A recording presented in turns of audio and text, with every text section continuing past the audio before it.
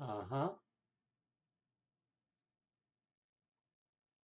So Dylan's power went out, which is good.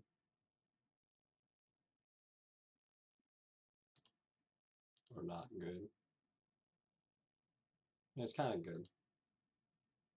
Because now I don't have to listen to him tell me what to do.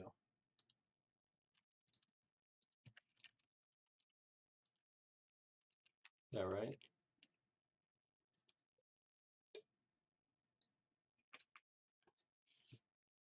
It's not even raining.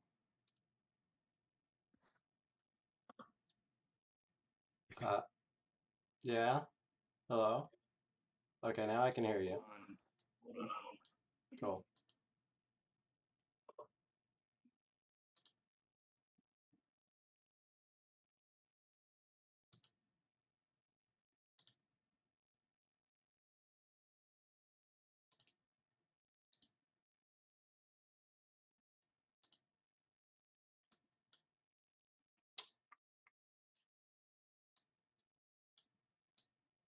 Can do that. That's nice.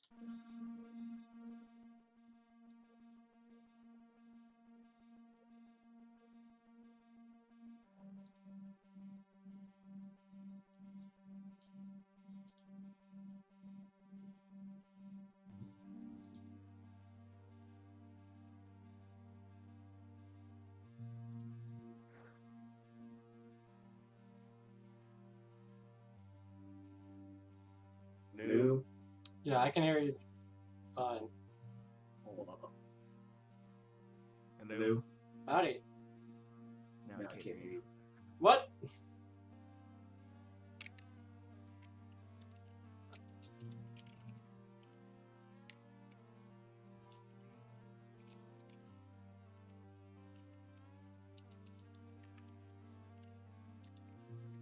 Did it fix? I can hear you. Is it better? Yeah. I can hear you now. Yeah, it was. Better? Yeah, it sounded really. Thank God. It sounded super cool and robotic before, but I don't think that would have been too conducive. Little Brady for the viewers at home. It was Cool. Better. Sweet. There we go. So I figure for the stream, could just have a little wander through my realm. Okay. You know. And grief everything. What? I said, and grief everything, correct? No. Okay. No. This has been a labor of love. No grief. No, none of that. It doesn't seem that kind of worked. Although there is a section for that, way off in the distance that my friend actually crashed the world with on like our second day of it. Using TNT or something? Actually, technically there's two sections, but the first section he blew up was turned into a moat around a castle. Huh. And there's the occasional building caught on fire from lightning that burns down, but that's not really. That's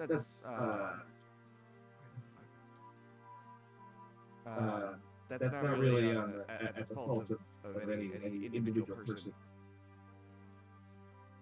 I mean, I know you can crash the game with TNT if you spawn enough of it. Oh yeah, we don't do that here. It's like the meme. I haven't tried crashing it on my new computer yet, but I don't really want to melt my computer doing it. So. No, I'm running this. I would normally run this on my desktop, but currently I'm running it on my laptop because that's all I can really run right now. It's not. It's already like got the fan going. Yeah, I realized I had mine running in like energy saver mode for a second. I was like, is that messing up the audio? But no. Nah. I was playing the second track off of your release thought journal while I was waiting. Oh, thanks. And I was gonna say that this specific kind of music for me is hard to find. I don't know why. Yeah, I'm not totally sure why, because you would think it's something that people would be into doing in that post, like the post chiptune hardcore era into like the ambient, like almost video game music sound. Yeah, I didn't even. It's funny. Are we live right now? Yes, we are. Oh, cool. It's funny. Because like one of my biggest influences is Alessandro Cortini for the solo stuff. Do you know him? No, I'm not familiar with that. He's the synth player for Nine Inch Nails, and Okay. that's like one of my big stuff. If you look for that sort of itch to scratch, his stuff was a big influence on mine. I don't really try to emulate it on like the current stuff that's out, but like I found a lot of like plugins using like I used to GarageBand. So like I've had to dig pretty deep for like good plugins that kind of emulate that real modular kind of vibe. Also, are you hopping on the world? Yeah, I'm about to. Cool. I haven't loaded up, so let's I don't know go. where you're gonna spawn. Yeah, we'll find it. Hey! There we go. Hello. Oh god, I punched you, sorry. Oh wow, this is wild.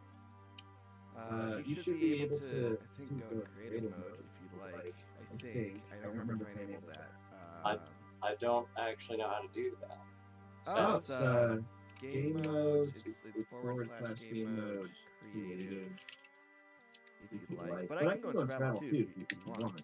I have like to make so it's not we don't fly through the world in like, 30 minutes. Oh, so the one person I was reminded of, not that I know, what was he said? Alexander Cortini? Is that the person's name? Alessandro Cortini. Yeah. Gotcha. So the one person I was thinking about, which was a similar sound or vibe, was are you familiar with Terry Riley? The name sounds familiar. Definitely check him out. He did like old minimalist synth music back in like the 70s when you had to like plug Sega cartridges into the synth. Yeah. So I want to introduce the world a little. This is the world of Disney Worldland. Disney Worldland. Yes. We can't use the real name. That's fair. For legal reasons. However, I can do that, and this section that we're currently in is our creative area. We have a creative half and then a survival half. Gotcha. That we split off way off in the distance, but I can start the tour over here, I guess. This is kind of our main area. This is the map. As you can see, there's some sights to behold here. Some weird little small oddities, things that we built. But we'll get to it all. We'll get to it all. So maybe not everything, but a good chunk of it. Do you play on multiple platforms or just computer? Just typically the desktop that I use. It's a very old Mac. I'm not a hardcore gamer or anything. I want to get a PC set up someday, but I have no means to get that set up or really any expertise on that quite yet. But I will someday. Because I have it on Switch as well as.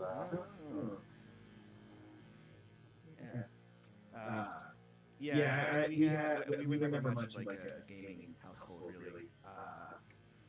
My older sister is, but not so much me. I ended up just getting distracted and falling into the rabbit hole of music and music equipment. Zombie horses exist now? Apparently. I don't remember whose horse this is, but it's somebody's. And this one is mine. His name is Bubbles. Spooky.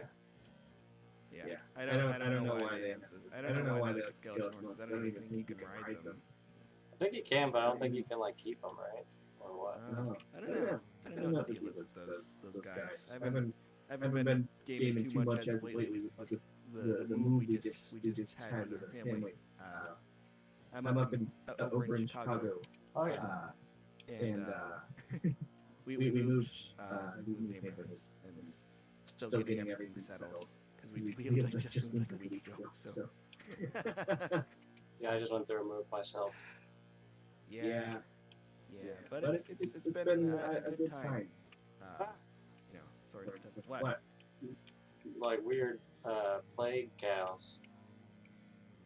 Oh, the plague. Oh, they changed the mushrooms. That's right. Yeah. The plague cows. I'm gonna call them that. Yes. Plague cows. Yeah, I don't like the redesign at all. Do they produce mushroom milk? Hold up, I got a thing. There we go. No, they produce mushrooms too. I don't know about mushroom milk. I don't know if that's a thing, but gotta milk the mushrooms. Oh no. Yeah. Sorry. I keep getting little things on my ear. Actually, you know what? I gotta find some food. I don't know where. Oh shit! Wait, I know where to go. I know where. Follow me. I know where to get food. So I originally bought this game in alpha. Really? Wow, you're one of those. Yeah, it's quite a bit different these days. Rain slows my shit down. It's like here. This is our hedge maze. Everybody I know hates it.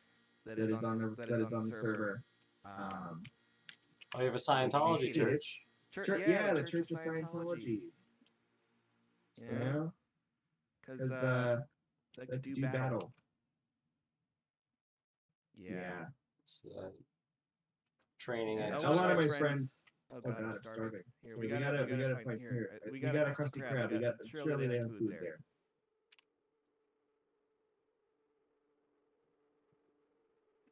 Surely they have food there. You know, I know one thing we can grief. Are you still there? I'm right. Oh, there you go. Yeah, I'm up in a tree. Hush. Cool. I wasn't sure if you were hearing me or anything. Oh yeah, I got you. I know one thing we can grief. And it starts with an S. The Scientology church? Yeah. Squidward. Oh lord. Where's the food? God damn it. Oh shit, no, I have a stack of beef.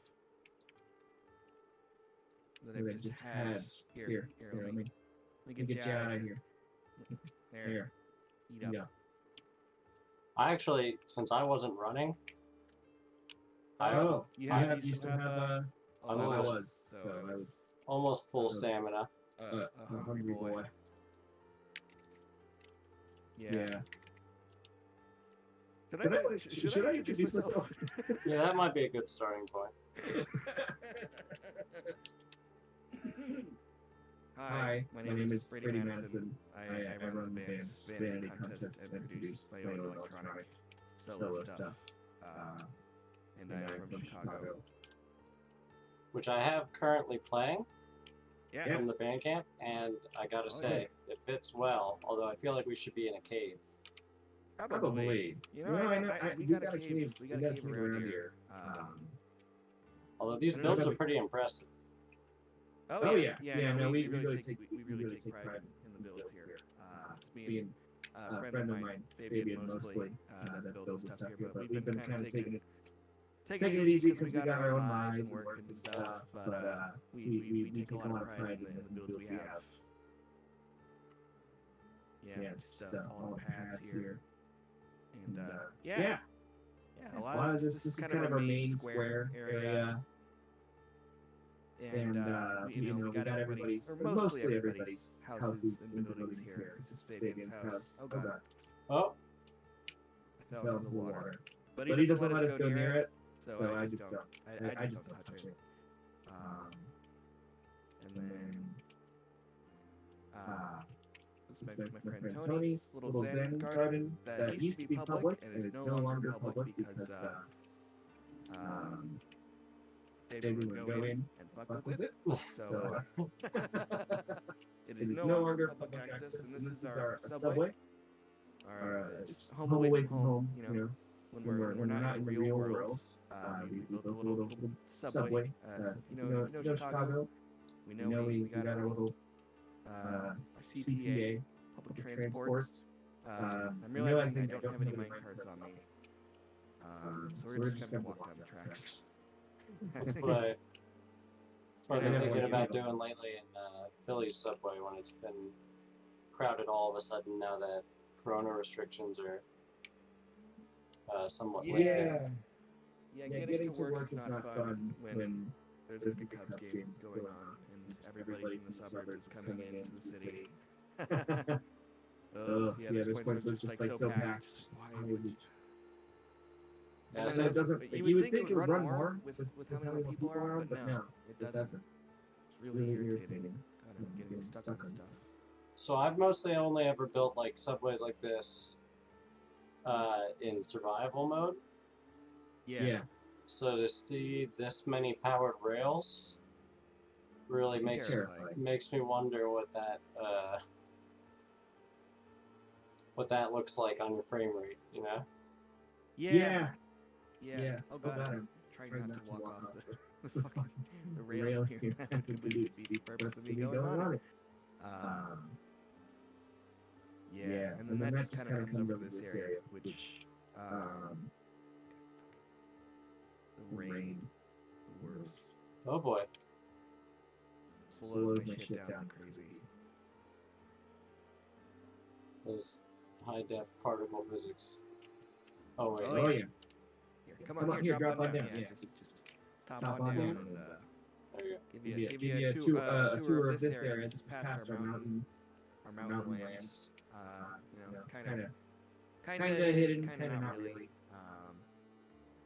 Come on through. Oh, over here. We have the Flying Dutchman. We have quite a few spot builds. This one was a total nightmare to build, especially the sky. You would think it wouldn't be that tough, especially in creative mode for this area, but it was a nightmare. And a total pain to get right. And me and Fabian were like trying to figure it out for a solid 2 hours. How it should look. Because it's a cartoon, and the perspectives change every time. Just, yeah. And then, through here is the Flying Dutchman's office. These doors here, these little galley doors. I forgot like the aquatic mats that they added to the game. Yeah, it definitely aids to the appearance. And the desk is much bigger because the Flying Dutchman is a big dude. He's got his little blender there, and his dining. I was like, how'd the book do that? And then I realized it's the little craft tape recorder and his journal for journaling on the long sea journeys. And then down here is our little cellar for people that need to be, put away for misbehaving aboard the ship. And then through here is the perfume department. Oh boy. and yeah. It's, what are these things? Not much to it. Oh, what? Are these just normal villagers? Yeah, they're just villagers. They change the textures. What are these things? They're people. They're people. Oh god. Yeah, they just chill out there. They can't fit through the doorway, so they just kind of chill out there. It's supposed to populate like in the episode. And I'm realizing it's a lot harder to get down than Oh, you've got like snow up here too. Oh, I forgot about these also. Yeah, the lecterns. These are new. Maybe they aren't new, but I haven't used them. I'm not. With my. I keep starting over sentences. The worst. Oh gosh. Oh god. Okay. Oh god. Yeah. Just take it slow. Oh god, you bumped me off. You bumped me off. Oh wait, no, it's Phantom. God damn it. This is how it all ends.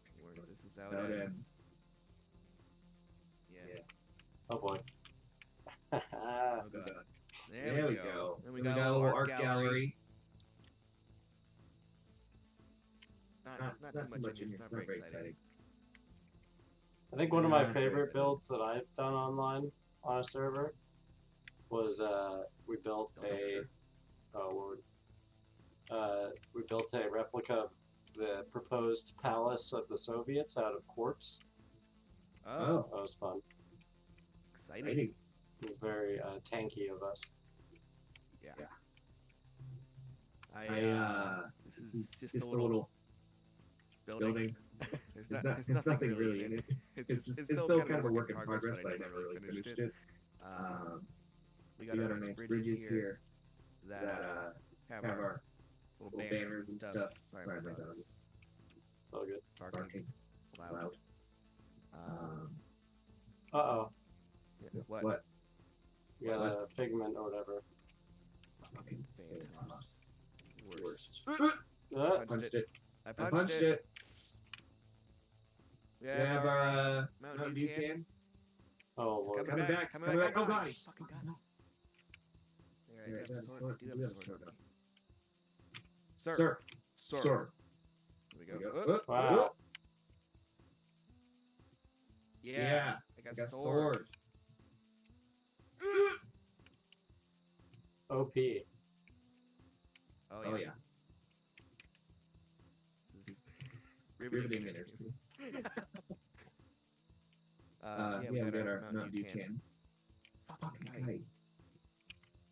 There we go. Oh, no, still not dead. Come on. What the hell? This guy just will not go. Man, this guy is just hanging on on by- by. There we go.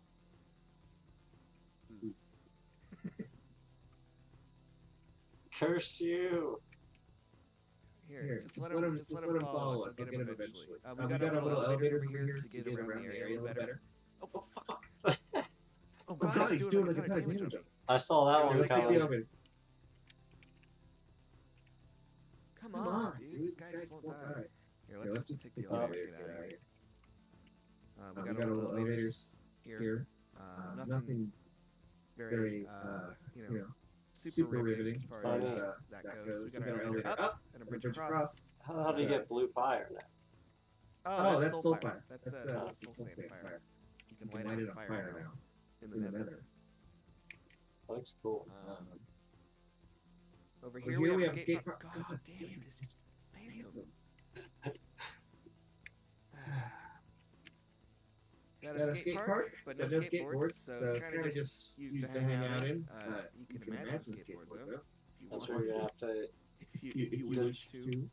get that modded in. Yeah. Oh, he's coming back. Oh, no, we missed it. Now he's going back. Oh, yeah. Now you got a weenie hut? There There we go. What? Come on. Die already. Come Come on. on. God, There you we go. Like, Like 2 hours later. Wow. And with a diamond my sword. health. Yeah. You You would would think it wouldn't take that long, but it totally did. Yeah. This is our little temple we have. Not any specific temple, just a temple. We have a little community garden over here that has bees. And this is kind of our hall of people on the server. There's me. I like the sandwich one. That's our bread man. He's an Australian boy. And in a completely different time zone. Some friends of mine. This is my bandmate May. She was the original guitar player from the band. Is not in the band anymore. Yeah. Just did that one show and some of the record that we put out. Is that for Vanity Contest? Yeah, for Vanity Contest. It was on Breaking Distance. And then actually this Hulk Hogan one. This is our art director Ann. Let's see. Yeah. Sorry. I'm Fighting fighting a bit of a cold. Yeah, me too. I had a cold like last weekend. We had to do that. And it just like does not want to go away. Yeah. No, Dylan came down to Really? record. Yeah, and it's like really mean because I want to record the last stuff for an EP we were doing this week, and it's like, God damn it, What a I bad can't thing like this. So like I freaked out because someone at my job got COVID, right? Oh, shit.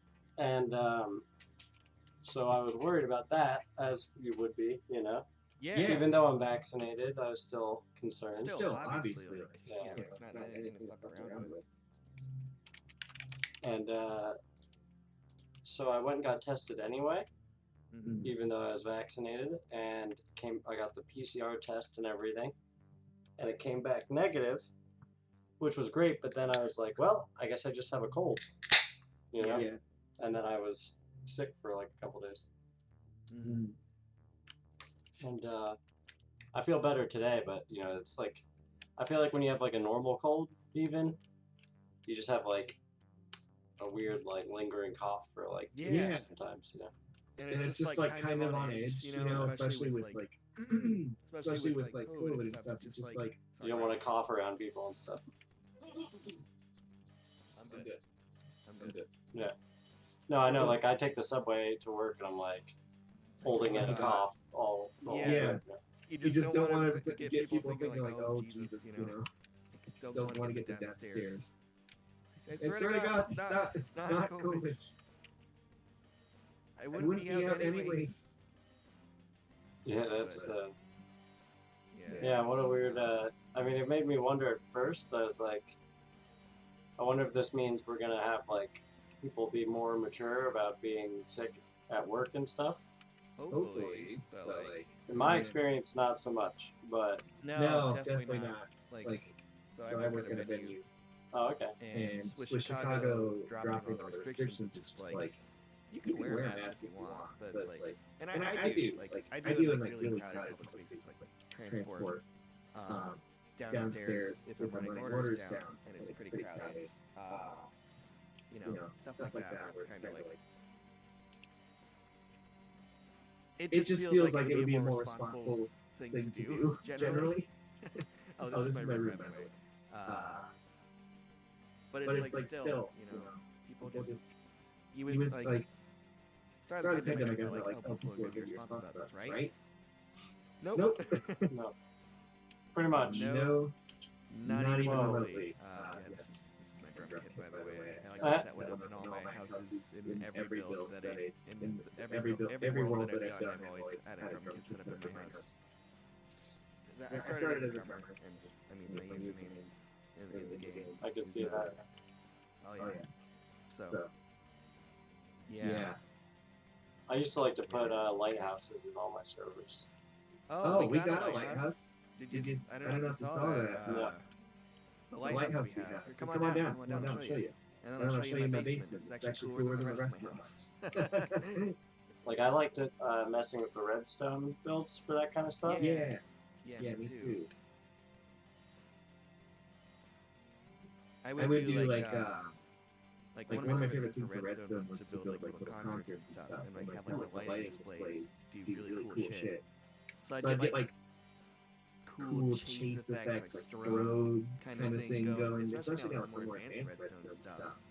Really fun to do that every now and then. I used to do a lot more back when I played a lot more regularly, but I mean, this one looks cool already. Yeah, this is modeled after the lighthouse from the movie The Lighthouse. Oh, jeez. Yeah, we had this island here, and I was talking with my buddy Fabian, and I was like, hey, what do you want to do for this build? For this little island we have, and he was like, let's do the lighthouse. I was like, oh my god, let's. And unfortunately, because it's a movie, we don't get a whole lot of exterior shots, or like a sense of the layout. We kind of had to wing it for the building itself, but the lighthouse we got down pretty good. Actually got the kind of spinning down with some comparators. No, not comparators. The observers, I think they're called. Yeah, it looks good. Yeah. If you get a look from like outside, it does do that kind of traditional lighthouse rotating thing. It's really cool. Yeah, I've only ever done it with like, what do you call it, repeaters and timing. Yeah. But we managed to get like the cool kind of more rotating. Yeah, that does, because there's like a... Without like making the lights super giant. And way harder to set up. Oops. You good? Yeah. Fine. Oh! You good? Sorry. The fight is on. No. No, just kidding. I'm not a fighter. I was gonna say, how do you get candles? And then it occurred to me that the bees would probably have a part in that. Yeah, I think I haven't tried to make them in Survival yet. I just knew they were a thing in creative. And just in the game generally. And I was like, oh, I gotta throw some candies down to some places. And then this is where have you seen the movie The Lighthouse? I've only seen like the memes from it, not the actual movie. Memes. I know that there's like I guess I know of most of the spoilers from it. Yeah. Like about the fish and stuff. Yeah. Is that a duck? Well, he kills a seagull in the lighthouse in the movie. And, this is there's a seagull. It's a little oh god, what's it called? Little bird. It's one of the parrots. Oh, okay, gotcha. So it's not a seagull, but you know, It looked like it is. Yeah. And this is the emergency boat shack with the little mermaid statue in the hatch. Yeah. And this is where Willem Dafoe destroyed the boat to escape. And yeah. But you And then don't. over here is oh god. What's up? I say, but there is no whiskey or rum or whatever. No, none of that. The drink. No pirate drinks here. No. This is a. You ever heard of? Like, did you know you can make a village and it will populate eventually? I think I remember reading about that, but I've never tried it. Like you have to basically build it as if it were a regular village. Yeah. And my buddy Fabian actually ended up doing that. And actually, like we've had some villagers occasionally spawn if they don't get murdered by zombies. Yeah, because especially if you don't have like. No, there's no gold over here or anything. I don't know where the villagers went, but they're, you know, somewhere. I wonder if you could do that with mine shaft too.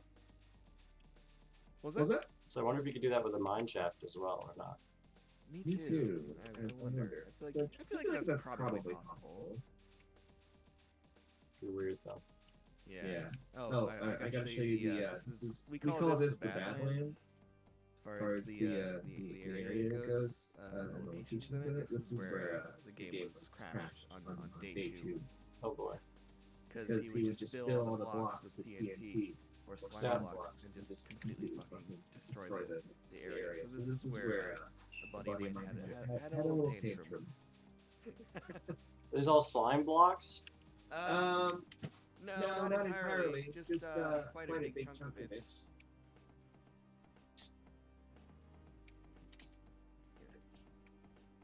Sponge blocks. Yeah. How did that? Well, he wanted it first, and then I had to go in with sponges.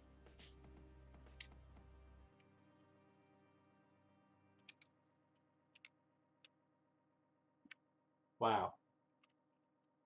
Interesting. Wet sponge. Welcome gifts. Yeah.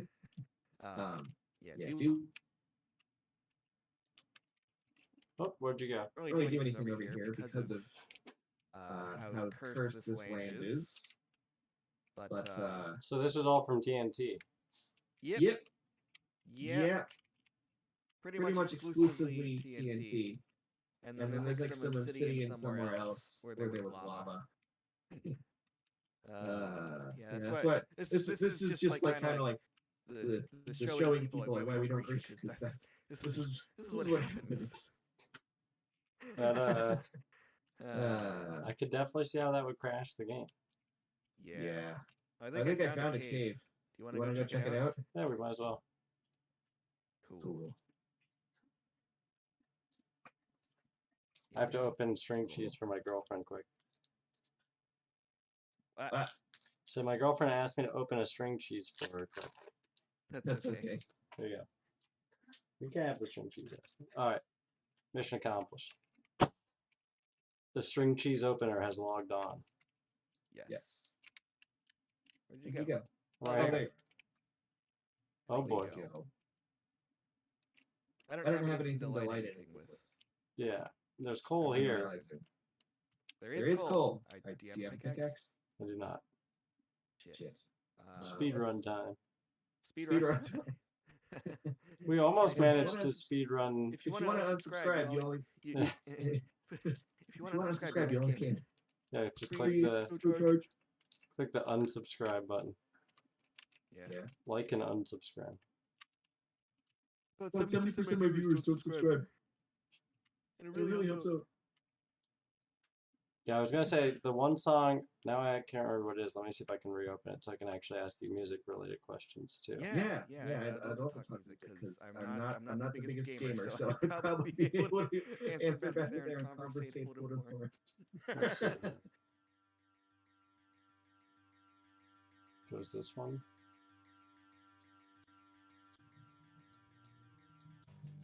I think it sticks. Okay, there you go. I'm up here in the mountain. So this song reminded me a little bit. Have you ever played the game Streets of Rage? Or heard of it? Actually, I've been told a lot that I would be good at making a video game soundtrack. Well, it kind of reminds me of the vibe of that, which is like crooked 90s cop movie in a game. Mm-hmm. But like the cops are fighting the crooked cops, but they're kind of like renegade cops with nothing to lose sort of situation. Oh yeah. All right, I got this. Which track was that? That was Momentary. Oh yeah. How's that kind of like? Mm-hmm. That record. Well, I did that for you, just for the minis and for the viewers that are watching, you still should. We haven't gotten money yet. We're working on it, I know. We haven't gotten any money yet. Like most of them haven't. Just an aside there. Wait, what now? For NEVA, the National Independent Venue Association. Oh, I see what you're saying. Check that out, viewers, please. A lot of stuff got money yet. And I never really done like a solo record before. And I just had a lot of ideas that kind of like, oh, should these be Vanity Contests? And they didn't quite fit that. And I worked a lot under my own name before and just never really publicized it. But that was kind of like, I guess you could consider like resetting the chronological order, I guess, of like the projects that I've done. And that was one of the first tracks that I ended up doing for that record was that one, because I had the name kicking around in my head for a long time. It was like a working title of a record that just ended up being kind of unfinished and trying to go with like the dancier vibe, you know? Yeah, I mean, it reminds me of, like I said, sort of that weird like blurred line between ambient and like more not electronica, but like almost like electronic dance music or something. Yeah, I get that. Which I like things that combo anything that really works in like ambient genre stuff into another genre. I've always been a fan of. Like indie rock and stuff like that. Yeah, I kind of fallen into a rabbit hole of more ambient stuff because like the Cortini stuff it's very much its own vibe. It's like it has elements of a lot of different sounds, but it truly is. I don't see anybody else really doing what he does with synths, and it's like kind of just like it totally was that kind of like, oh, this is exactly what I'm looking for out of music, you know. And that's kind of how I fell into really appreciating this stuff. And I just always try to keep that in mind with working on my own thing. It's just like, oh, I want to kind of do a thing that I know there's nothing really original anymore, because everybody does an idea at some point or another. But the mentality of like, I want to do something that maybe isn't quite like the beaten path, you know? Yeah. No, That's definitely. kind of my mentality, and that's always kind of my mentality with music, like, because when actually, okay, I'm gonna go on a long tangent here. That's fine. I tried to start a metal band in high school, and I learned I can't write metal music pretty quickly. And like nothing really ever came out of it, but I ended up connecting with some people at another school, and they worked in a band. Still kind of on hiatus. It's called Up in the Rain. The guitar player and singer for that band actually is my current guitar player for Vanity Contest, Elijah. And what we kind of did, we labeled ourselves punk, but nobody with even a shred of an idea of what punk was would even really say, like, oh, this is punk, you know? It was just like kind of what fit. It was like just kind of an umbrella term, you know? And that sort of mentality where it's like, oh, I should do something that isn't super out there, you know? Like, it's not like, well, okay, bad way to phrase that. I mean, like, I should do something that isn't quite what people are doing right now, you know? Like, we kind of, my approach to, like, guitar for Vanity Contest is kind of like, I'm going to use this more of a texture than I would something to write with, you know? Yeah, I mean, That's always... Sorry, go ahead. No, like, I do feel like one thing we have problems with in the age of, like, digital DAWs is how quickly you can get pulled outside of your own original scope of things, you know? Like, we've done that a million times. You know, one of my worst, like, I feel like you ever have, like, a nightmare where you, like, go to work or something and, like, you don't know how to do anything, like, or, like, you're, like, running, but you're running in quicksand or something, you know? Yeah, no, I hate that. And, like, I feel like for me, like, when it comes down to writing music and stuff, the equivalent of that is, like, having to re-record something because you fucking didn't lay it out the right way the first time around, you know?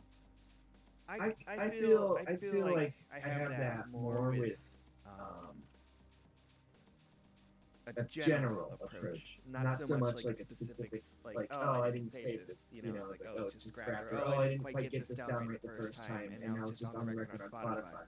I kind of had that with our first record, the first Vanity Contest record, where it was just kind of on our phones, a lot of ideas, and I think the record is solid, but it is not without its flaws, of course. You know, it's the first record. I was 17 when I fucking wrote it. 20 now, it's like looking back on that. Very weird kind of point in my life where I was kind of processing a lot of pretty heavy shit.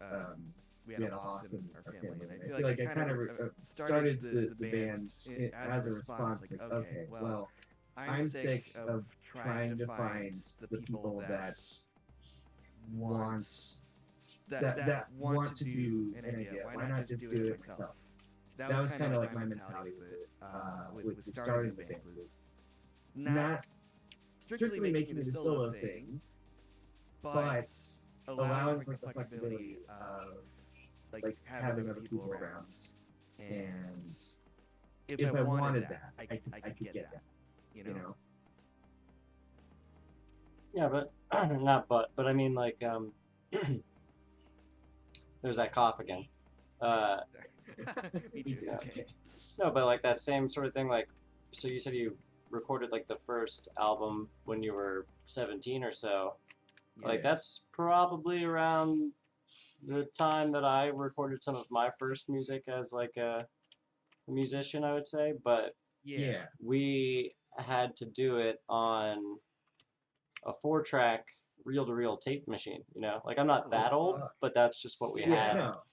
That's what was handed down to us from, like, our parents and whatnot, you know? Yeah. So, like, when you're working on a 4-track, like, you don't want to re-record stuff because you know the tape degrades in quality the more times you record over it. Yeah. And like, and it just like really and it's just pushes you to. pain in the ass to do it. There's a pain in the ass to do anything with it, you know, like. So like I feel like nowadays, and not that I would hate on any of the younger generation for it, but like you can totally just get way outside of where you initially like were even thinking of going, both to a good end and to a, you know, a counterproductive end as well. I feel like. Yeah, and I feel like that can be the case with just electronic music in general. It's such a broad umbrella, and I would even still to this day really not be sure how to totally put my projects, like as far as like Vanity Contest goes. As far as like an umbrella, like genre, really, I just kind of say electronic because that's what it really initially started as, but it's kind of grown into like this weird, not quite electronic, not quite rock vibe, at least on like the newer stuff that we've been working on. The stuff that's like currently out is not the best example of my point there.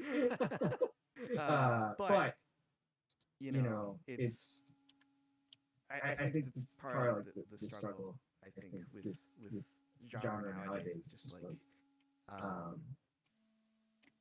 Well, yeah, there is always that like combo of like, fuck genre, I don't need that to describe what I'm doing, but also like, okay, we shouldn't be ashamed of the like the richer history of some of this music that people made before us that inspired us, you know, like. yeah. I struggle with that because I'm like, you know, I want to have 10 songs in 10 different genres on an album, and like perhaps my bandmates won't say that's a bad idea, but maybe it is, you know. Like, Yeah.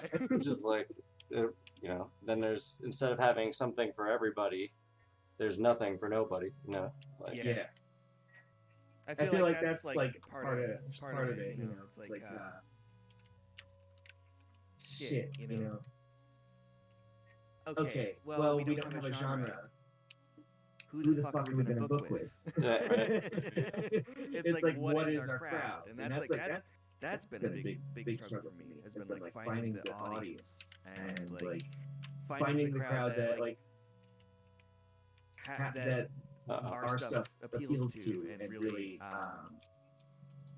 has an interest like in, because there's not really any specific scene that I think we appeal to really. It's a really mixed crowd. Like we got like some punk rockers into our stuff. We got you know, people that were like my age back in the 80s that like our stuff. It's a really weird kind of diverse crowd. Even like finding even with like not having done many shows. Like we got 3 shows in before lockdown. Oh, geez. And it was not ideal, because like I remember talking to the band, like, oh man, 2020 is gonna be our year, and then it was nobody's year. Yeah. That's like the weird, not weird, but like that's like one of the like lamest things that is most consistent from like anyone I've talked to about music. Yeah. Like we had a excuse me. We had a couple of good runs of shows like around PA and stuff, and we were getting ready. Like we even played like a pretty fun show up in Massachusetts or Connecticut rather, and we're like, okay, this is exciting. Like we're finally actually getting out of the house, you know. And then it was like, all right, that was the last weekend of March or so, and it was like, rip, like there are no more shows. Yeah, there goes all that work. Yeah, and that was like a big. And like everyone I've talked to has been going or like trying to come back from that. Yeah, and like and it kind of feels like starting over. Yeah. With the band. It's like, and it's like not only have we kind of done that sonically on stuff we've been working on, where it's like, oh, this is not the same band. doing the stuff we like if you play the new records that we've been working on and then our first record, it's just night and day. And it just like feels like having to find shows and book that again is almost overwhelming. Like more overwhelming than it was before. No, It's like finding the right people that we want to play shows with. Like there's some people, but we can't just constantly be gigging with them. Like we gotta make more friends with other people in the scene, and like we've done that. But I think it's just everybody's trying to do shit at the same time. And it's just like fucking overwhelming. Because like with this big rush of everybody trying to go back to shows, and myself included, I want to go back to shows. I want to do that again. It's just like who is going to be able to book us, you know? Yeah. Well, and like who is really going to be going out to that stuff? And I don't doubt that people would go. It's just like if somebody has like the opportunity to see like Deftones or a local gig, they're probably more likely to see the band that they're more familiar with. You know, it's like, or like even in the case of booking, like oh, if they're gonna, or like even getting like press and stuff. It's like if there's an opportunity to get an interview with, I heard this from the PR person I talked with. Oh, if they have an opportunity to talk to All Time Low or some indie band that is not on a label, barely any following, they're gonna go with the one that's gonna get them the clicks, you know? Yeah. So it's just like that sort of kind of constant battle that's been, I think, happening in my head over the past year. Like, what the fuck is the band gonna look like when stuff's back? And stuff has been slowly kind of coming back. Also, where are you? I can't find you. I'm underground, baby. You're underground? Just like our music, I'm underground, man. Oh, yeah. No, I'm back. What was I gonna say? I copped a decent amount of iron and then lured a bunch of creepers out by accident. So hopefully, I got distracted walking around while talking. No, I feel like I just focus better when I'm talking. You know, like when I'm talking and not doing something at the same time. I feel like I should get a sword. the ultimate distraction for me when I'm trying to talk with somebody. It's just like, yeah, kind of reminds me of like chewing on a pencil almost, you know. A little bit. But this is, I don't mind talking. So like one of the things I realized that I'm gonna have to come to terms with, like my initial like gut feeling during all this was like, we should just like write the new album and then then we'll play that out.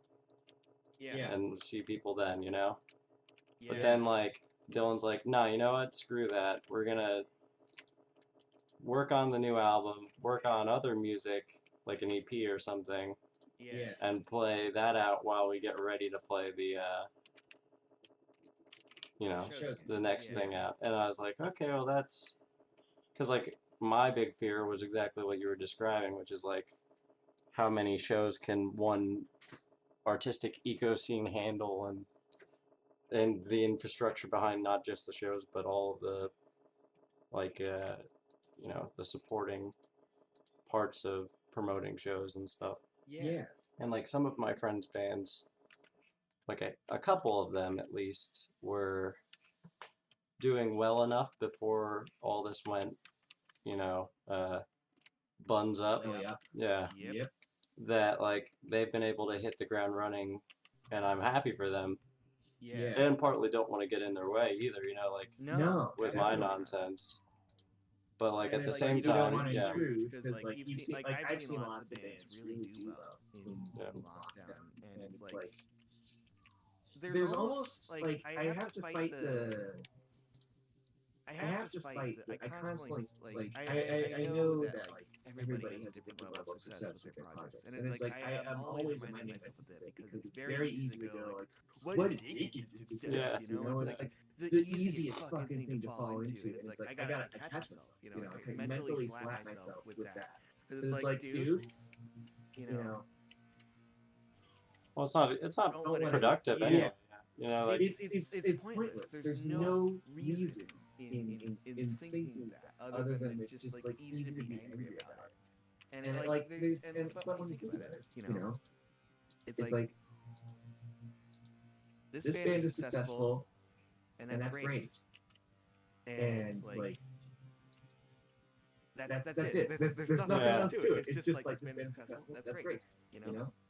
And it's like kind of reminding myself that like, hey, I'm already aware that my stuff is like a hard sell. When I don't know really who to book with, and like I don't know the scene stuff. So it's like I have people that I know in the local scene in Chicago especially, but it's like it's almost like the going out of my way to make it really stand out has almost kind of shot myself in the foot a little. But it's like Well, that's a classic I problem. would rather be doing what I'm doing now, and be happy with the output than be doing something that I'm not. I'm happy, and I like that's something I really proud of myself for working on in the pandemic. It's like getting over the why did they have success? How did they get their stuff on vinyl? It's like, dude. Yeah, I mean that's like a Just be real about it, that's a story as old as time, I suppose. But it is, like I said, like the two competing theories are not exclusive from each other, because like where I'm at, I'm like, well, let's just focus on the like the actual finished like longer album and stuff. Yeah. And Dylan's like, nah, screw that. We've been inside for all this time. Let's get out there and play off of some new stuff and just do it because we want to do it, not just because it's like a promo thing. And I'm like, yeah. There's a little part of me that like selfishly was like, it'd be nice to stay inside a little bit longer, Yeah, and kind of go quiet. And I feel like that was a big thing that I had to kind of come to terms with. It's like it's okay to just be quiet for a little bit. And like I kind of let Vanity Contest slip under the radar a little, because I feel like I'd be better off starting over, and like not really having to worry about, like, because I have the connections, I've networked with a lot of really amazing people that have amazing artwork, and it's really inspiring to see how much has really come out of the pandemic, and it just makes me more excited to kind of feel like I'm gearing up all over again, and like really starting this stuff over. And like a big thing that I was dealing with was like, you can't just drop stuff digitally forever and then not play shows. Yeah, that's like, that's a sad reality for me. But like not sad, but like I'm like, gotta get out of the house, like. Yeah. And it's like I feel like especially with the pandemic, we kind of had this issue because we did something for a YouTube channel called Review Everywhere. They've since kind of slowed production down as far as getting content out, but we did like music for them to have on in their videos, and we kind of did it like every other month through the summer. The first one was like May, second one was July, third one was September, I think. I don't remember off the top of my head. Maybe I have that all off. So like a full like for a full 10-minute video, or their content kind of varied in length. It was kind of all over the place, but it was 3 volumes, about an hour and a half of music. Wow. A half hour per disc, and with each proceeding release, I feel like there was less and less attention on it, And I think that's just generally going to happen with stuff that's like in volumes like that. The further you go, the less people are like the only people that are really going to be holding are the people that want to see it all the way through. Like with the initial release, there's kind of like that curiosity. But like once I think the sound was established for that project, we had less and less people kind of turning into it and like tuning in to see what we were doing, and like that was kind of like the signal was like, oh, Well, there is like trying to push stuff when there's nothing really going on with us right now. yeah, because people are gonna be like, I want to come see it live, and Yeah. yeah. That was kind of that. Doing that project was great and an amazing experience, but like also kind of like kind of the writing on the walls for me, like, hey, stop for a second, take a break, don't overwork yourself. You know, it's kind of that realization for me. It was like, okay. Well, I was joking that we, because time does fly, realistically. Like, but I was joking like, pretty soon we will have the opportunity to start discussing what the 10th anniversary of our first release is gonna be like, Yeah. And they're like, what? I was like, you want to re-record it? And our drummer goes, honestly, I don't know if we could do it better today than we did it then. And it is, yeah, because it was like, it was, the recording quality's fine, but like, I personally would always lean towards saying like, yeah, we could do this better. But but like, there's a different school of thought on like capturing the moment of something, which can have diminishing returns if you abuse that like novelty, Yeah, totally. And I feel like I've kind of dabbled in that, and like the thinking like, oh, how can I do this better? Like we've been doing kind of reworked versions of songs for shows that are maybe not so much about the screaming and the noise, and more about like the hey, let's chill, just vibe out, and we for that comp, now that's what I call an acoustic comp that you were on as well, right? Yep, that was a total departure for us too. We had actual piano from my house on it and stuff. Yeah, and I was re-listening to your guys' release on it, and it kind of taught me that it was sort of similar to some of the solo stuff you're doing. Yeah, a little bit. Like it uses some of the same kind of softer synth textures and stuff. And I feel like doing the solo stuff has been a great exercise in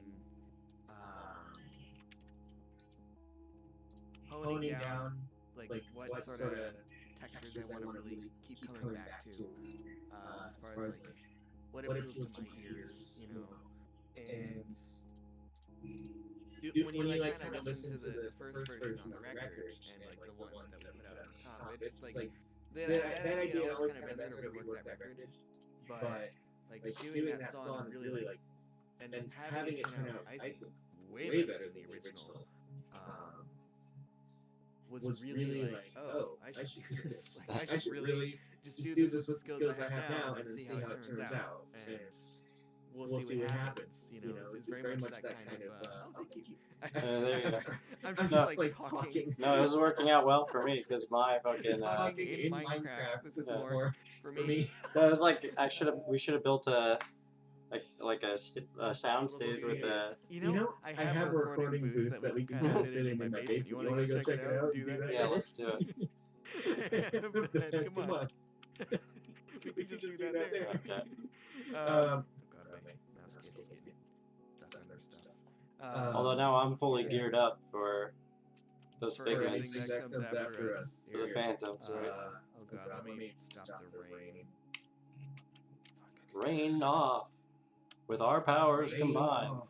Here, there we go. And like I feel like doing that and getting the experience of reworking something that I think resonates differently with me now than it did when we first did it, was something that I definitely want to take up the kind of spark of opportunity with.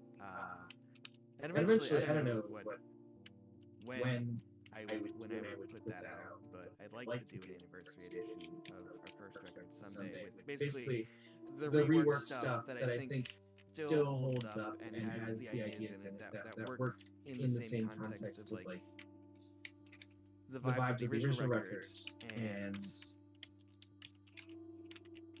it would hold up better than I think the original record has.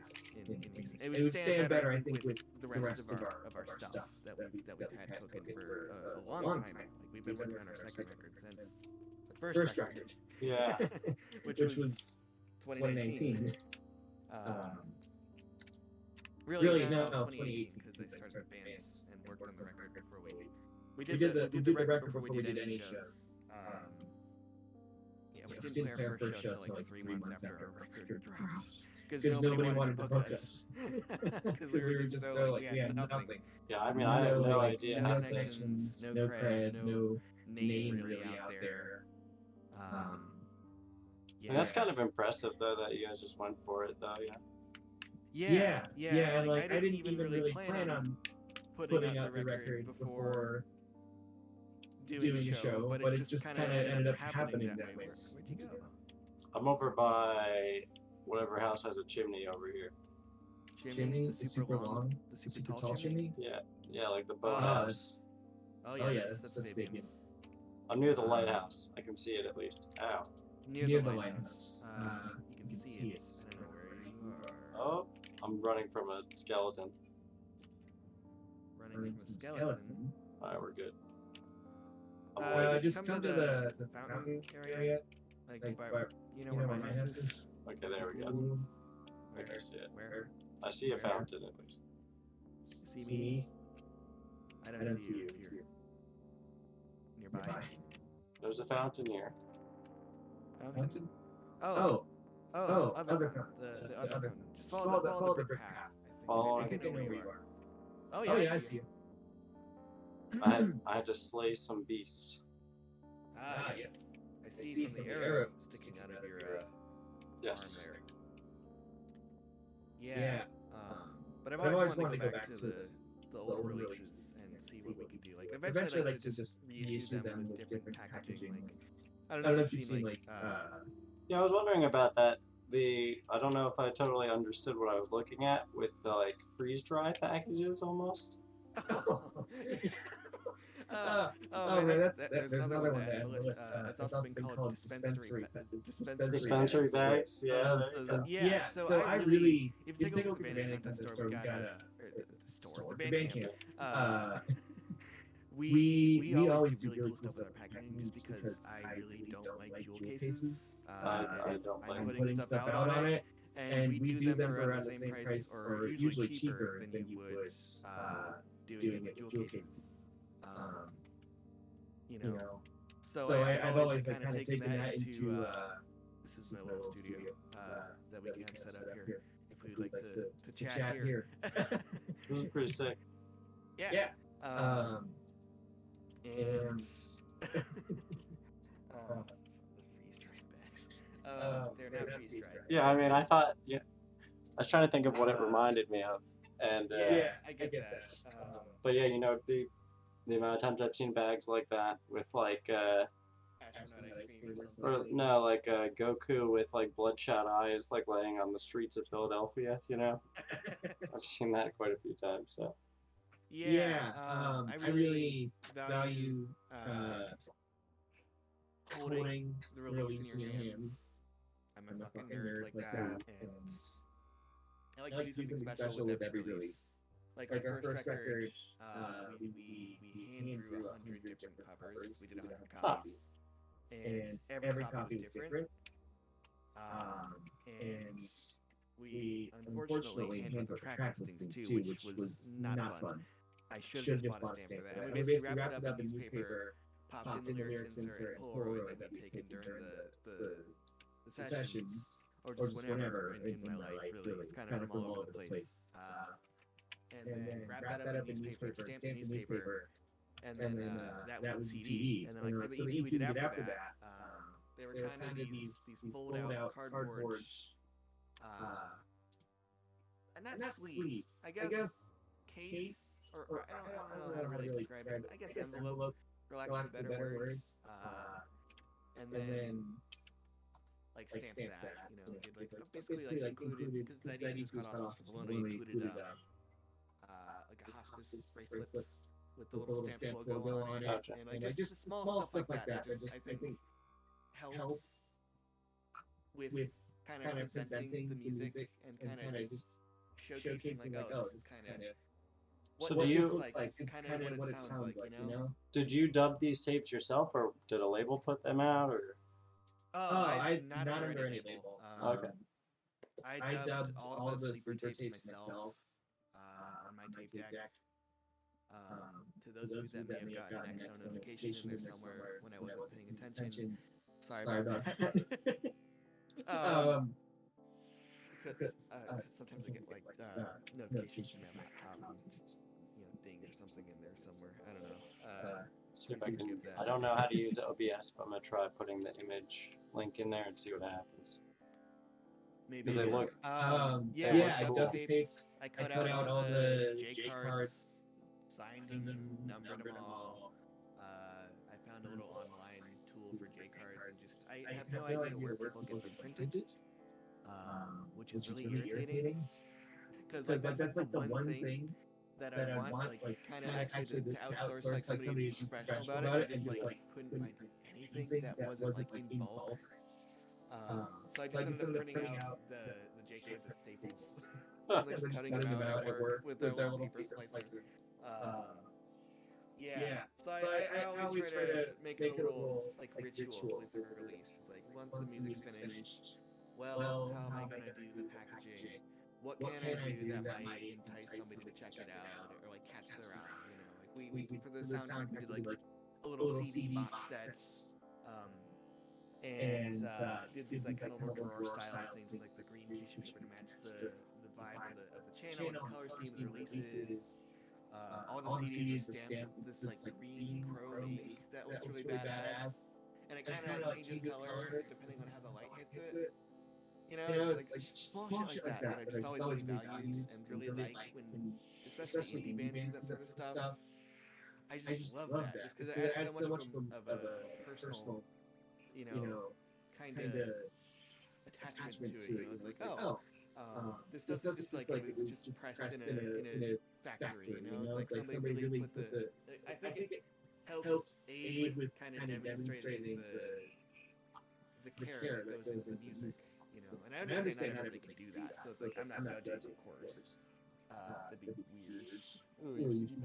Oh, there's that green ink. Yeah. That's such a weird thing to judge, But it's just like it kind of stands out a little more, and just fits the vibe of the projects generally. Like the color scheme with the. We did like a little booklet for the solo record, the first one, with the chrome back, where it was kind of like this crazy rainbow glitch artwork. Yeah, that was totally badass. And like the chrome was kind of a reflection of that, I think. Get it, chrome reflection. Oh my. Terrible jokes. This is... Speaking of chrome, I'm wondering if I can get pictures of this up using my using Google Chrome. We're using Google Chrome, correct? Yeah. So I've just always been like a big nerd about that sort of stuff, where it's like cool, weird packaging, and like CDs I think are just generally kind of especially underutilized. Sometimes there's some cool ones out there, but like I feel like CDs in general just kind of been thrown to the wayside, and it's like it's not the case, because I still see like a lot of the tape crowd that's like into collecting tapes in the local DIY scene. I've heard like murmurings about like CDs and stuff. It's like, oh man, check it out. It's like, oh, this is hey, if you like that sort of stuff, it's totally up your alley. That sort of thing, where it's like kind of providing a little bit of an experience, or as much of an experience as you can with cardboard and foil bags and stamps. Yeah, I mean, it's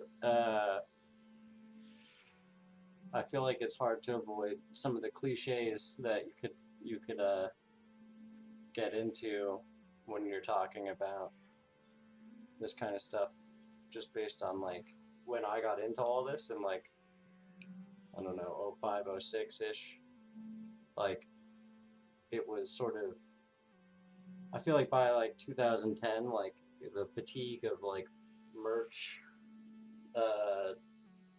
sort of variety was fully like yeah, like it was like people were just like, all right, like I'm glad I don't have to get a CD, I'm glad I don't need to get a record or a tape, I can just listen online. I don't even have to download the file now, even better. Like and like now again like I said, it goes full circle, kind of like, Yeah, where it's because like I always remember, collecting stuff. yeah, like I remember going through the trouble of like, tracking the audio from like the 4-track into a line in on like a bad Windows PC using like a 1/8-inch cable, Yeah. and like using that to get it into Audacity to get it burnt onto a CD, Yeah. so that we could then like print circular CD stickers using like fucking like HP's like disk burning cover burning thing, like, and like then we would go stand by lockers and like try to hawk them to people. Yeah, exactly. Yeah. And like that Yeah, went and it's like that went away for like almost a solid wow. like, yeah, like I'd say like at least a good 5 years, if not like lingering into the better part of the decade in the 2010s. Like streaming definitely bodied that entire way of self promotion. And like we did a show not too long before the pandemic for the Philly Bail Fund, and I was like, you know what I haven't done in a while is print out like hand-sized flyers and just go to like, go stand somewhere and hand them out. So we went down to Temple University in Philly and just stood near where the show was going to be in the general area and gave flyers out. And like some people were just like, what the fuck are you doing? Like, and I was like, this was like such a big part of my like teenage years that it's like weird that it died, came back, died, came back. Like, yeah. It's kind of that like I know I'm a child at just 20 and wasn't really there for like that sort of like I guess the streaming really taking hold quite as much, but I see that I do see that curve of like the people coming back around to doing the stuff and like getting the I guess the groundwork down, you know, as far as like being out there at a gig, promoting it, not just spamming your friends, your Spotify. Like I really don't like that. It's like if I friend somebody on Facebook, the last thing I want to see when I first friend them is like a Spotify link. Like let your friends find that stuff. You know what I mean? It's like, well, that was another thing that I think I learned from watching streaming, like, own the whole music field, is like, it's not even always your friends that you want to get that stuff into the hands of. Like, your friends are sometimes your friends, but that doesn't make them. It took me a long time to learn that your friends aren't always your fans. Like, and your fans aren't always your friends. Like, it's like your friends you've had because you've known them, had a relationship with them, but they have their own taste in music, and it might not be even close to what you're trying to make, and like trying to market to them because they're your friends. I feel like can be frustrating for everybody involved. And I feel like I kind of unintentionally walked into that at first, like. I think everyone does or did at least. Yeah, it's like just kind of. I think it's almost like a natural part of doing, you know, stuff on your own. Is like finding the audience and realizing, oh, maybe it's not who I might have expected it to be. Where it's like, oh, you would have thought like these people would have bought a CD or something, or like supported you more, and it's like, well, no, A, they don't have to, and B, it may not be their style or something. So it's like kind of the realization where it's like, you know, exactly your point, where it's like your friends don't have to be your fans, and they might not be, you know, and it's like it's a weird kind of thing that I picked up on, especially since like starting stuff and really doing it more on my own. Yeah. Yeah, and I think like the the I think the approach of having like physical media backed up by like a wider reaching web presence. Like one thing I noticed that actually helped us out a lot was uh, like how cheap it was for cassette tapes to be purchased by people.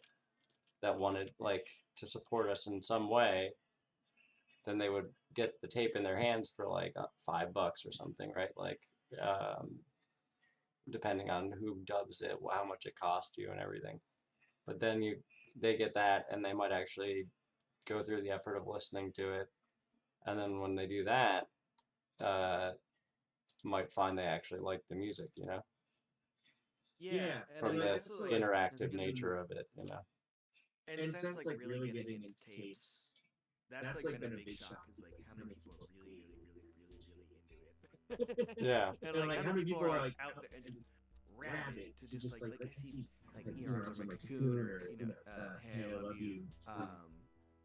Those like artists like that where it's just like a tape run, it'll be up for like 2 minutes and just gone instantly. You know, that sort of thing was like, holy crap, there's a bigger audience for this than I thought. You know, it's like, and it's weird because at first when I was debating doing like the latest like Sleeper, my latest record on tape, I was like, oh, should I do it on tape? And then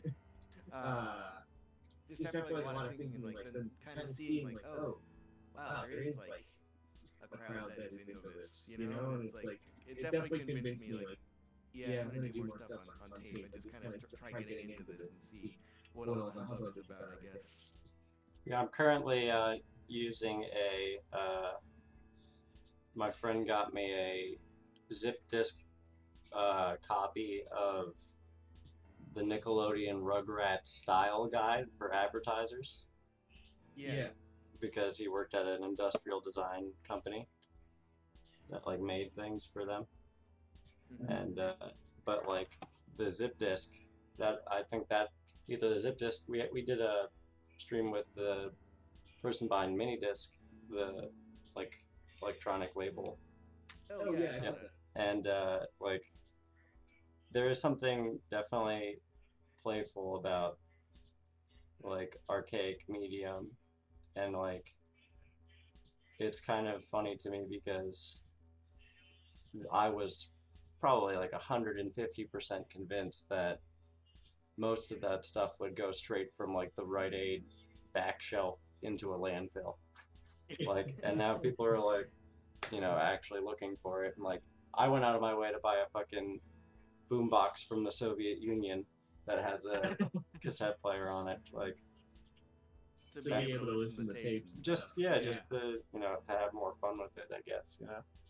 The first tape I played on it was just for the sake of it was Michael Jackson's Thriller. So I was like, this will be pretty funny. These both came out at the same time. Yeah. I kind of funded tapes. My aunt used to make tapes and stuff, and was like, hey, I have this little tape deck and it's still working and stuff. And she was like, oh, do you want it? And I was like, sure. And I never I collected CDs and vinyl for the longest time. And I was like, I don't get cassettes, you know? Like that was kind of where that, oh, is there an audience for tapes? Why would I do that if I don't have anything to listen to them with?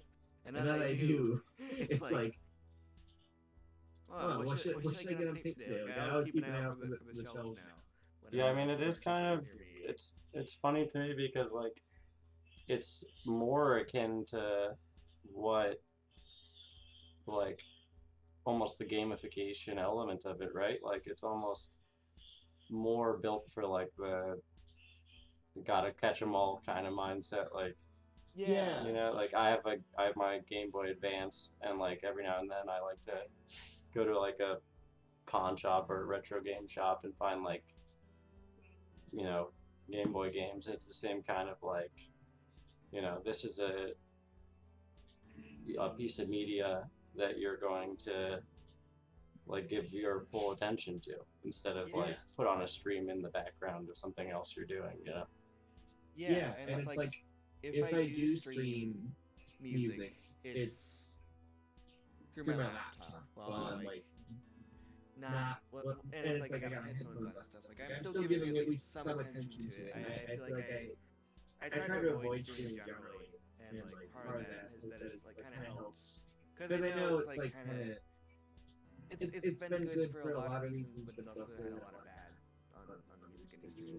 Like, there's a lot of stuff that I really hate about it that just kind of cheapens the value of art and music generally, and just like people's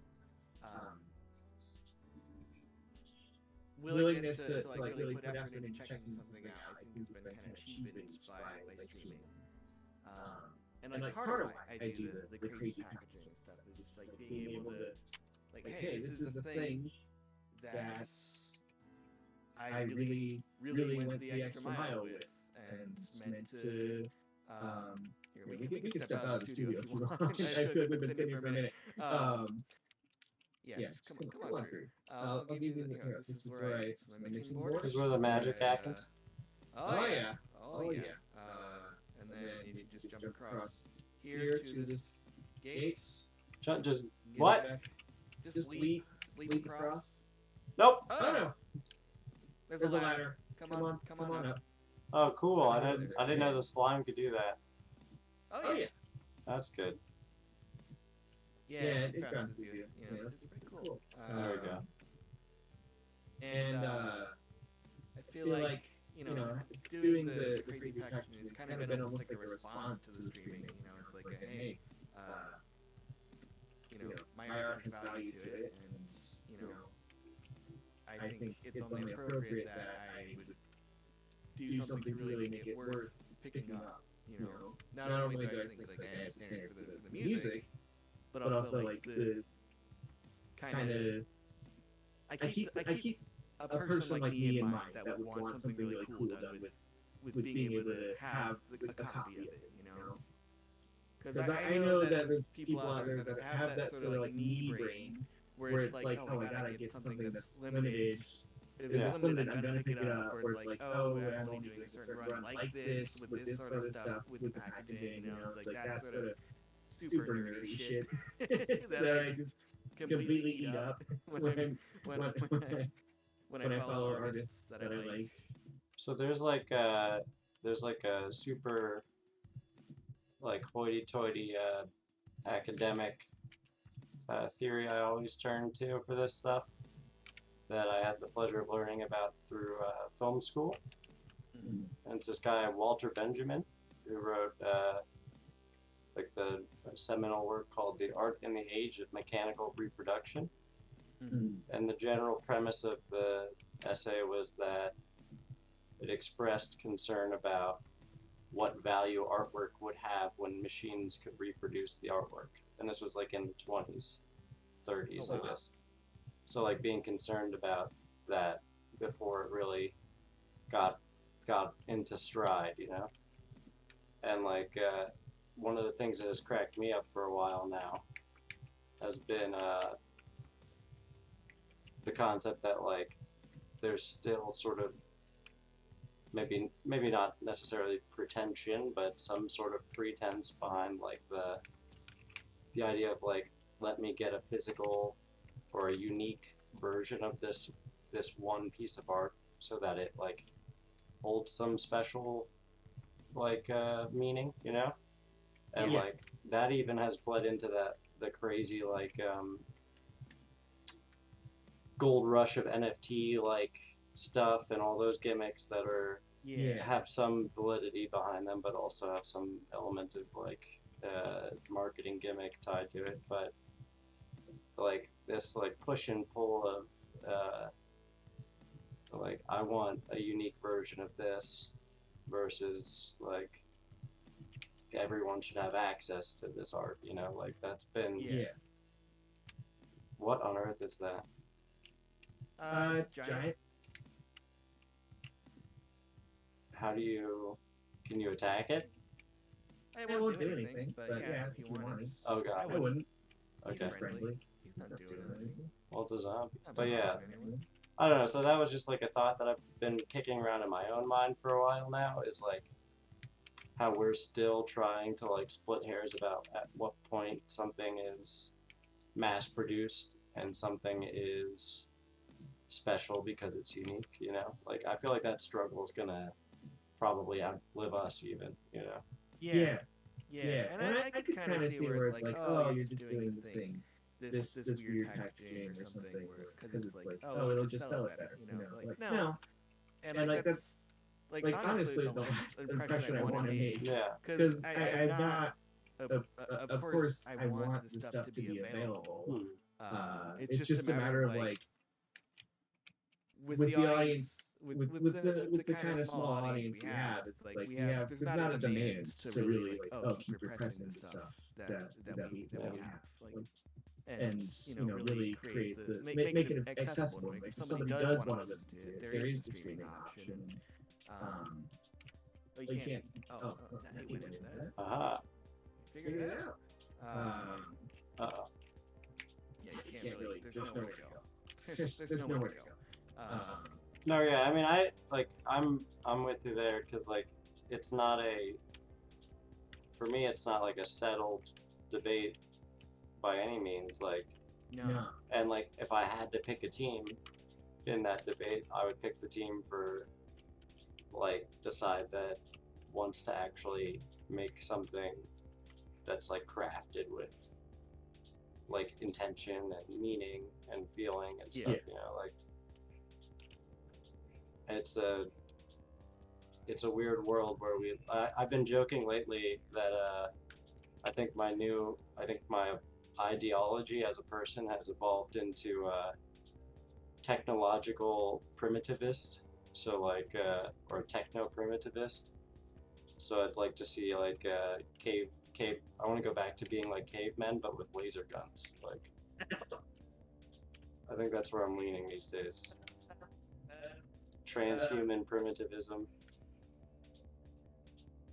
Yeah, I want my cassette tape to be played on my fusion-powered. Boombox. Yeah, exactly. Boombox. Yeah.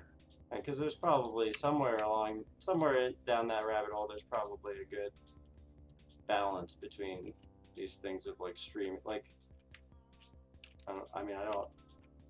whoever figures out how to bridge the gap between like collectible media and streaming will no doubt go down in history as either a hero or a villain. I'm not sure, but Yeah, I feel like something like that could be really interesting, but also like I don't know what that would look like at all. As far as like, where are you? There you go. I don't know what something like that would really look like. Like if somebody were to really bridge that gap between like, this is, I feel like the NFT thing is kind of something like that. But nobody's talking about them quite as much as they did like 2 months ago. Yeah.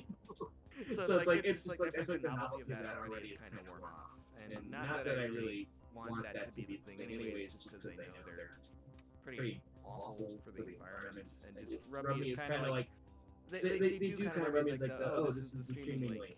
Yeah. It's like, hey, here's my streaming link. It's like kind of dropping that on you. It's like, oh, except I have to pay for it, which why would I do that when I know it's gonna get. I will say lately, somewhere. more than ever before, I've definitely been, when I get like a tape, like I picked up, what was it? I picked up like a hop along tape and like a couple other random tapes at a record store, and they were new. Or one was like a Title Fight 7-inch. It was a 45, and it had they all had the Bandcamp links in them. Mm-hmm. So like, I was like, you know what? Going to this Bandcamp link and claiming my digital copy that goes with this analog copy, not that much of a headache. And like, now I feel more like, I feel less bad about streaming it now. Like, because like I can sit there and look at the 7-inch if I had to, Yeah. I mean, I probably did exactly that at some point. Yeah, and I feel like that's kind of like a nice middle ground for something like that, where it's like you're including the digital with the physical. It's like popping a down card of your records. that sort of thing where it's I think there's less, you still support the artist and you can still what? The hedge maze. Oh yeah. You want to give it a crack? How about this? Yeah, I'll give it a shot. It changes every time we have somebody do it, so nobody's maze run is the same. The fastest time we had was a minute 40. Where do you start it? Here, over here at the McDonald's. At the McDonald's. McDonald's. Uh-oh. Okay, cool. Yeah, this is where we started. So I vote. I'll try to do the maze. No, I'll have it on the stream anyway. Sick. But I'll start the maze, and then when I either finish it or rage quit, we can call it a day today, I think. But we'll see. This is your final. This is where I turn into Jack Nicholson at the end of The Shining. At the end. But no, I mean, I'd like to see maybe like maybe some RFID stuff mixed with like vinyl or cassette. That could be kind of cool. Yeah, I just don't know how that would be really implemented. Like what was that stuff? E-reader for like the Game Boy kind of thing. Yeah, that sort of thing. I know what you're talking about. Something like that could be fun. I mean, I know the joke is always like increasing arms race between sillier and sillier media. Yeah. Like we've joked about PlayStation 2 memory cards. Yeah. SD cards, which I feel like that's at one point that was probably viewed as like a viable distribution form for music. Yeah. Oh. I mean, obviously vinyls, like you mentioned, you've been angling to eventually release something on vinyl, and I know I've looked into it myself. We did do a live lathe cut thing that we did, and that was pretty fun. Was that we did that least of all? Yeah, we did one of those. Yeah, I'd love to do one of those someday. I just felt like it was, like how was that experience? It was fun, and like the cost is pretty much offloaded onto anyone that wants to buy it. So like if people want to buy it ahead of time, you just tell them like, oh, we need this many cut, and they don't charge you for like the studio time or anything. So they just charge the person that's buying them from you. So you can pre-order them or buy them yourself and sell it to them directly. Yeah, I feel like if I were to do something like that, I would rather just like buy a few and buy however many I would need to in advance. Yeah, we had people that were interested in like getting specific songs and stuff, so we did that. Yeah. But also like the other thing I guess would be you want to be on top of your performance game too, right? Because you can't redo like with three shows we haven't quite gotten there yet. It's like I would, if I were to do that, I would want a lot more. I would want to feel a lot more like on top of my live game. There's literally no re-recording. Yeah, it's stuff like that. So it's just like, but I think that's kind of like the beauty of the format. Just like, really. I'm pretty excited. I guess I'll give away a little secret here, but for the For Us Fest thing that we're doing, we recorded a live session pretty easily.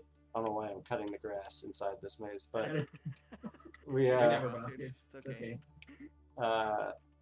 We recorded a live session, and it sounded awesome, but like I don't know what was wrong exactly. I think, oh, now I remember, the PA out was mixed down into one channel.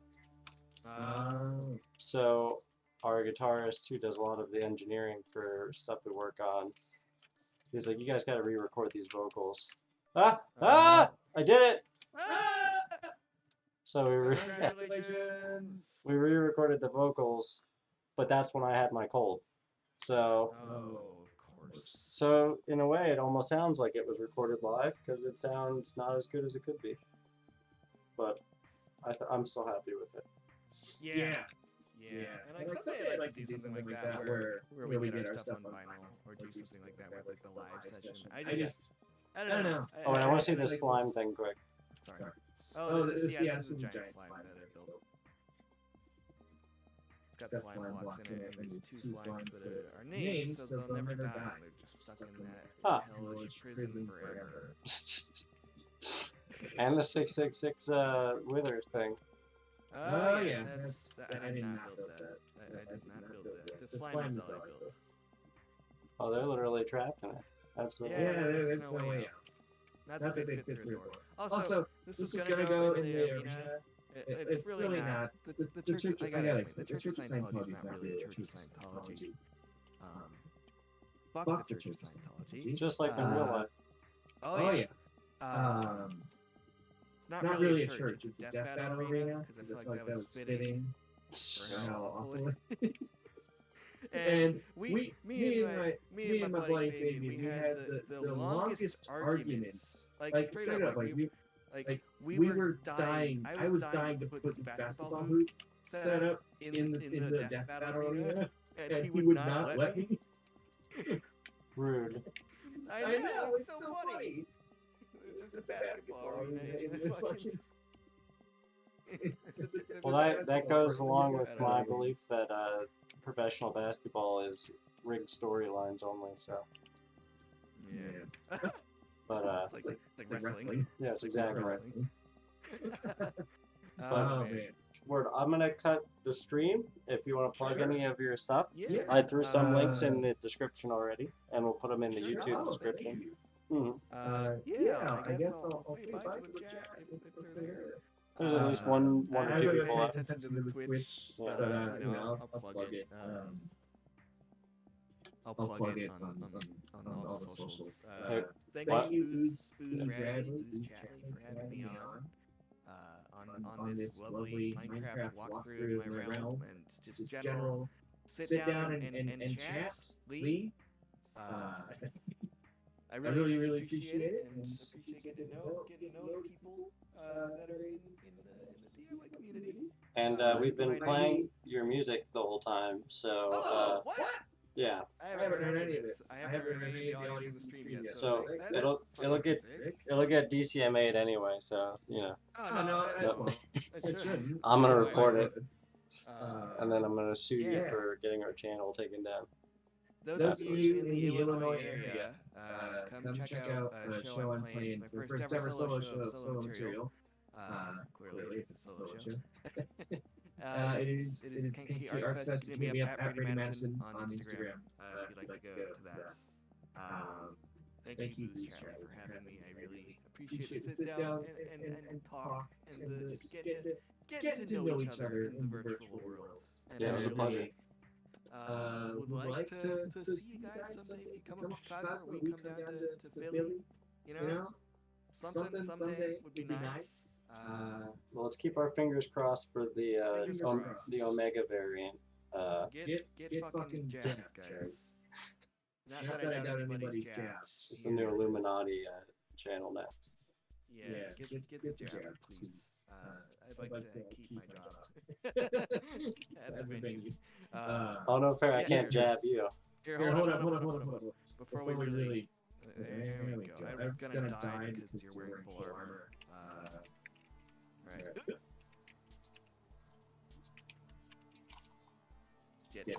Shit. I'm the worst PvP. Oh god. Oh no. I'm running. I died. And I'm gonna go ahead and just drown myself. Lady of the Lake. Yeah. Thank you guys for having me. And I'm sure I'll be around. So yeah, hopefully we'll see you soon. Hit me up at Brady Matteson if you like electronic stuff. Or wanna check out whatever else I'm doing. It's at Vanity Contest from my band. We're dropping an EP in September, so keep your ears out for that. And yeah, that's it. All right, see you guys.